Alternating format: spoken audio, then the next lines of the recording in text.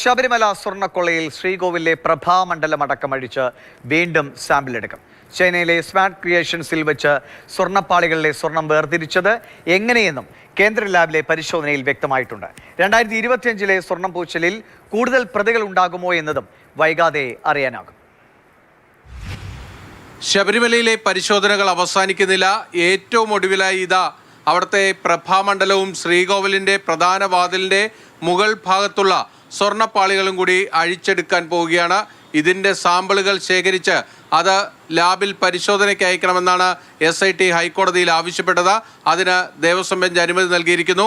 ശബരിമലയിൽ നിന്ന് നഷ്ടപ്പെട്ട സ്വർണത്തിൻ്റെ കൃത്യമായ കണക്കെടുക്കണമെങ്കിൽ ഇവ കൂടി പരിശോധിക്കണമെന്നായിരുന്നു SITയുടെ ആവശ്യം. കഴിഞ്ഞ ദിവസം കേന്ദ്ര ലാബിൽ നിന്നുള്ള പരിശോധനാ ഫലം SITക്ക് കിട്ടി. ആ പരിശോധനാ ഫലത്തിൽ എങ്ങനെയാണ് സ്മാർട്ട് ക്രിയേഷൻസിൽ വെച്ച് ഈ സ്വർണം വേർതിരിച്ചെടുത്തത് എന്നത് വ്യക്തമായിട്ടുണ്ട്.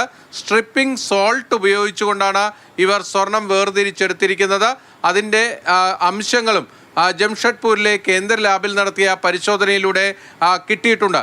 മറ്റൊന്ന് 1998 ശബരിമലയിൽ സ്വർണം പൊതിയുമ്പോൾ അതിനുപയോഗിച്ച ചെമ്പുപാളികളുണ്ട്.